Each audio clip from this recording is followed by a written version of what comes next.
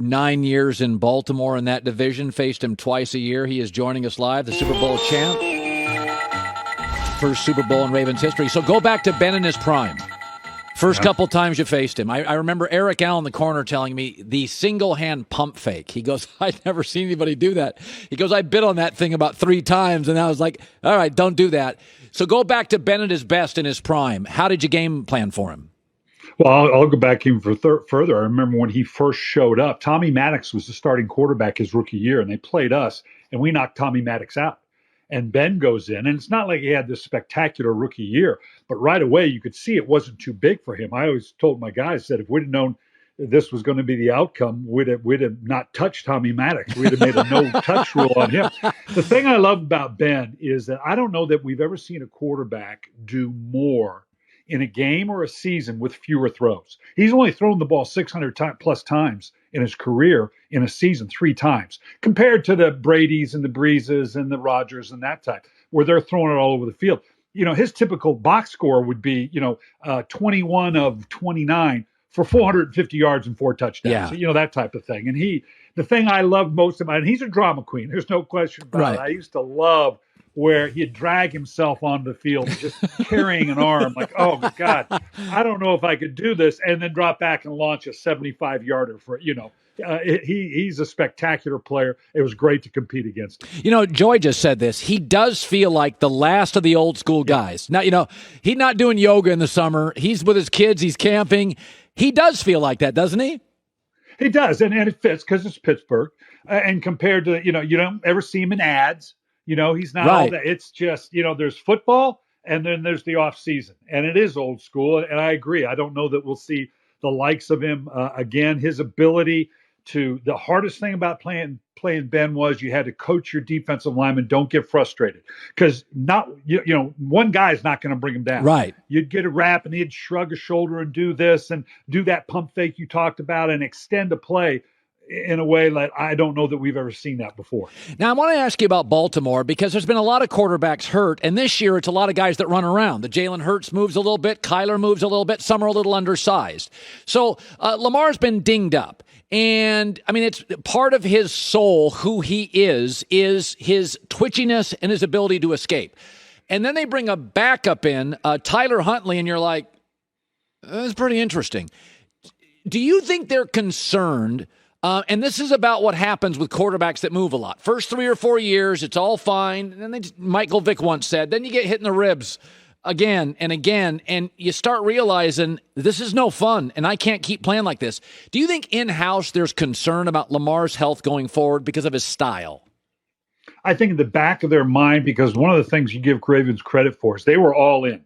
When he was carrying the ball 160, 170 times on the year, they were saying, fine. I know that defies NFL logic, but this guy's special. This is the way he operates, and we're going to ride that horse. But in the back of your mind, you're going, okay, well, it's not a problem till it's a problem. And you're right. Now with the ankle injury, the injuries up to this point, now that tends to linger a little bit. And will these things continue to show up? You don't know. You hope not. But even though they are all in on, no, we're not going to dial back on what Lamar does, and this is what he does, and I'm sure going into next year, John Harbaugh will say, no, if he runs it 160 times, that's fine, because it means we're doing well. But at some point, you're right, with each year, it becomes tougher and tougher to imagine him holding on and staying healthy for an entire season if he's going to carry the ball 140, 150, 160 times. So what do you do if you're Dallas? Do you play starters? What do you do if you're Green Bay and have a bye? Belichick used to play him. I think Tony Dungy would prefer not to play him. I don't think there's a right, but I'll tell you this, Brian, I wouldn't like to take 3 weeks off of radio. I'd get out of a rhythm, right? What would you do? And that is the concern when you go into that last game, particularly have the bye, because you're exactly right. And it's not a matter of a player just not playing on Sunday. If he's not playing on Sunday, where's his focus that week before? What are his reps? So that means he has that week off, the bye week, and now the week getting ready for an opponent. You're right. That is a long time. There is no one right way, because whatever you do, if you play him and they get hurt, you're an idiot. if you don't play him and you're a little rusty and you don't play when you come back, well, you're an idiot. I mean, there's no right way other than whatever you do. If it works, you're in good shape.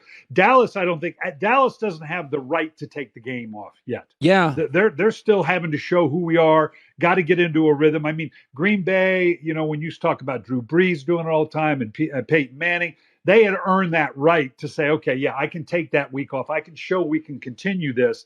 Dallas is not there yet, so I'd be surprised if they don't continue to play through it. Listen, I saw another story and there's these reporters, and I trust them because these are veteran NFL reporters, that Pete and Russ, it's just there's a fissure here, and Russ doesn't want to be around it, and Pete's 70 and stuck in his ways and a defensive guy, and that division's all McVay, Shanahan, Kingsbury. Right now, in fact, Brian, every playoff team in the NFC has an offensive coach. That's where the league's moving. And so I look at it, if you're coaching Russ and you're like, there's not a lot of Russ on the market, but he wants out. One of the things we were talking about this morning, I'm like, I wonder if I'd go to the Saints, get as much as I could, trade Bobby Wagner. They need draft picks. And then I went and got a Tyler Huntley, somebody who's kind of a little bit like Russ. Let's see him play for a year. It's okay. Belichick took a step back for a year. Sean Payton's taken a step back. But if you had to move him, what is equal value? Oh, boy. For Russell Wilson, I can't imagine. It would set a new bar because he's a spectacular talent. You can see there is no team, and this sounds a little silly because every team is dependent on its quarterback, but no team is more dependent on its success than Seattle is with Russell Wilson, taking nothing away from Pete Carroll and the organization and the Legion of Doom and all that when they had it going. There is no team that has had the success do more to the singular position at quarterback than any in the league. And that's saying a lot. So I don't know what that value is and where it's going to go.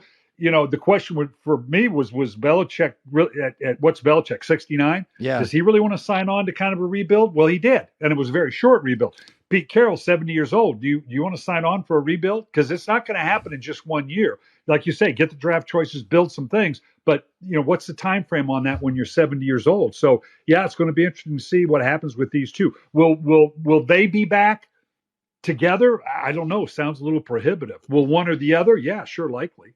By the way, X-Tech, you see his jacket. He's an investor, an ambassador, #1 pads in the NFL.